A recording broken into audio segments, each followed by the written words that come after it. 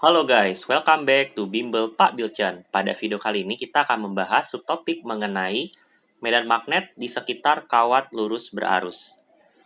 Pada zaman dulu, seorang fisikawan bernama Hans Christian Ørsted menemukan bahwa medan magnet timbul disebabkan oleh adanya arus listrik atau muatan yang bergerak. Artinya, kalau kamu punya arus listrik, yang berarti muatan yang bergerak, muatan listrik yang bergerak, maka itu akan muncul di sekitarnya, itu muncul yang namanya medan magnet. Nah, dilakukan dengan menggunakan sebuah percobaan sederhana. Ya, ada suatu kawat, kita alirkan listrik, maka magnet pada suatu kompas itu dia akan bereaksi atau bergerak karena adanya arus listrik. Otomatis, arus listrik itu akan menghasilkan medan magnet yang mengganggu pergerakan si kompasnya. Nah, jadi bagaimana kita mengukur besar medan magnet yang dihasilkan oleh suatu kawat? Jadi saya punya kawat lurus ya. Saya punya kawat lurus seperti ini guys, ya, kawat lurus. Nah, misalnya sampai sini saja kawat lurusnya, ya. Kemudian di sini saya ingin mengukur, ya, ini ada arus listriknya di kawatnya. Saya ingin mengukur kekuatan medan magnet di titik P di sini. Nah, bagaimana cara mengukurnya? Jadi caranya ada, rumusnya seperti ini. Saya tuliskan rumusnya dulu ya. Rumusnya adalah B sama dengan mu 0I per 4 pi A dalam kurung sin theta 1 ditambah sin theta 2. Nah, ini rumus dari medan magnet di sekitar kawat lurus berarus. Nah, kita sebut sebagai hukum Biot-Savart. Ya, penemunya. Nah, keterangan dari rumusnya adalah seperti berikut. B adalah kekuatan dari medan magnet yang kita ukur dalam satuan Tesla. I adalah arus listriknya. Ingat bahwa medan magnet timbul dari arus listrik. A adalah jarak dari kawat. Ya, jadi dari kawat ke P, ya, dari jarak dari kawat ke P ini ya. Ingat kalau jarak harus tegak lurus, itu adalah A. Nah, kemudian theta adalah sudut yang dibentuk oleh garis P ke ujung kawat dengan garis normal. Jadi dari P ke ujung kawat, ya.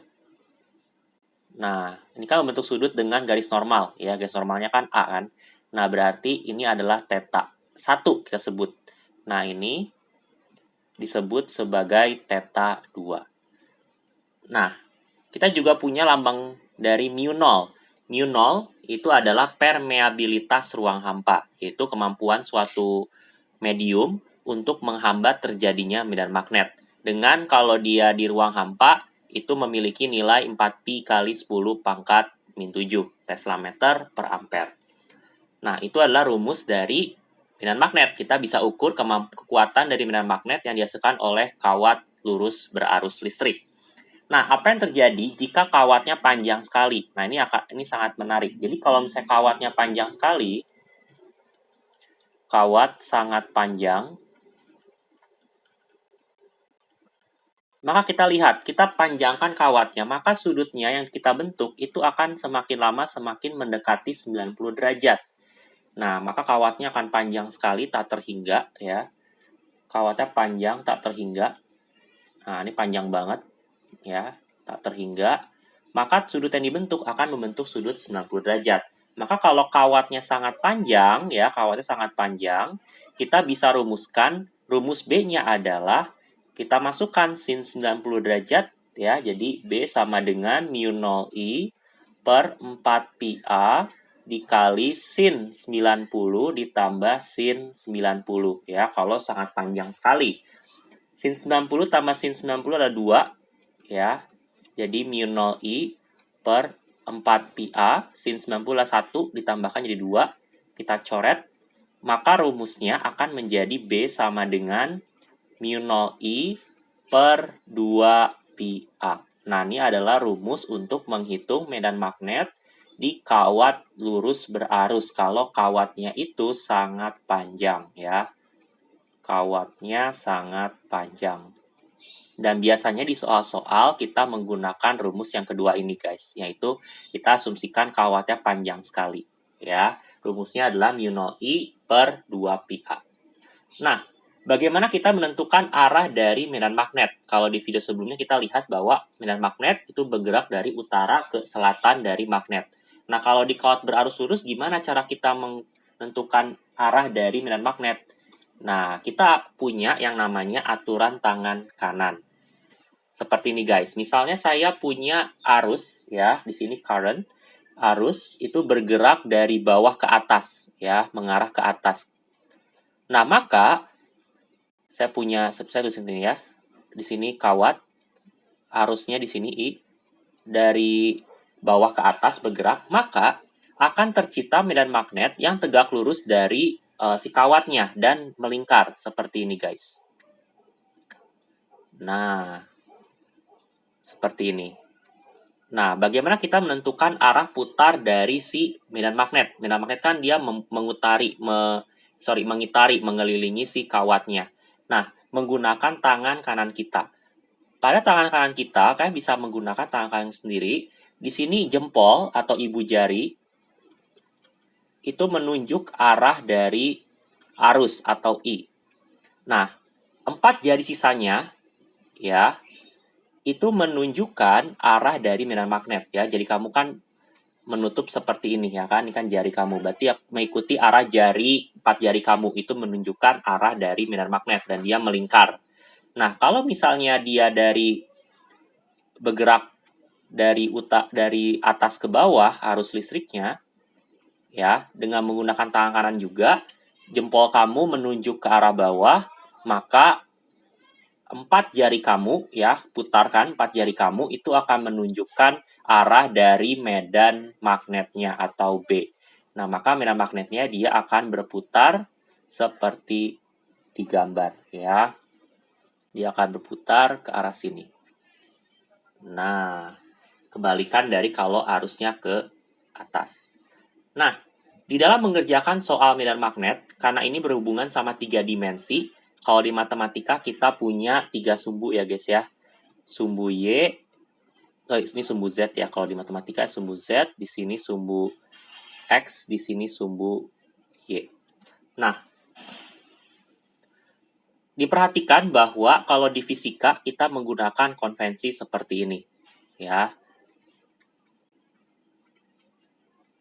Kita menggunakan konvensi seperti ini. Ke arah kiri sini itu adalah barat. Ke arah sini adalah timur. Ini ke atas tentunya. Ini ke bawah. Nah, kalau kamu lihat panah yang ini masuk ke layar komputer kamu, itu adalah utara. Ya, kayak utara bergerak ke utara, ke depan kamu ya, menuju layar kamu. Tapi kalau menjauhi layar kamu itu adalah selatan. Nah, ini adalah konvensi atau kesepakatan untuk mengerjakan soal fisika mengenai arah dari entah medan magnet ataupun arus listriknya.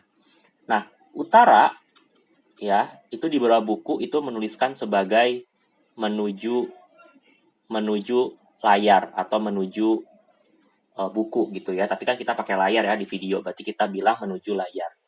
Kalau selatan itu menuju pengamat ya, atau menjauhi layar. Nah, kayak gini guys ya. Nah, dan ada juga simbol khusus untuk utara dan selatan guys. Jadi simbol untuk utara itu kan menuju layar ya, menuju layar atau menjauhi pembaca ya kan, menjauhi pengamat atau pembaca. Nah, sama seperti anak panah guys ya, kita punya anak panah.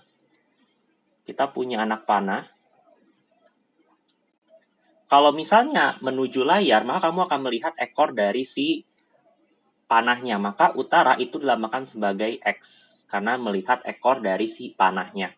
Tapi kalau selatan, ya panahnya menuju kamu, ini ekornya, itu yang kamu lihat adalah ujung dari si depan panah, berarti titik. Berarti lambang dari selatan adalah titik. Nah, ini akan sering kita pakai di pengerjaan soal-soal mengenai kawat arus listrik. Contohnya seperti ini. Saya punya kuat arus ya. Lihat kuat arusnya bergerak dari barat ke timur. Dan dengan menggunakan tangan kamu bisa menentukan arah dari putaran arah medan listrik, ya kan? Medan listriknya dia akan berputar seperti ini. Ya, ini ke arah bawah di sini, ini ke arah sini, ini ke arah sini, ini ke arah sini. Nah, diperhatikan bahwa arah dari medan magnet atau B itu berubah-ubah karena dia berputar ya kan. Di sisi sini, di atasnya kawat, itu dia menuju ke selatan, yaitu menuju ke kamu ya kan, lihat, menuju ke kamu. Tapi kalau ini menjauhi kamu, berarti di bawah kawat itu menuju ke utara. Nah, kalau di sini, daerah selatannya kawat ya kan, di depannya kawat nih ya, selatan, itu dia menuju ke bawah. Nah, kalau di belakangnya kawat, di sini, atau di utaranya kawat, itu menuju ke atas. Jadi, arah dari medan magnet itu akan berubah-ubah tergantung letak atau posisi dari titik yang mau kamu ukur. Selatan, atas, bawah, utara. Ya, banyak. Jadi, semoga video ini bermanfaat untuk kalian. Coba dengan jari kalian, tentu kalian bisa menentukan arah dari medan magnet. Jangan lupa untuk like, comment, and subscribe, and see you in the next video. Thank you.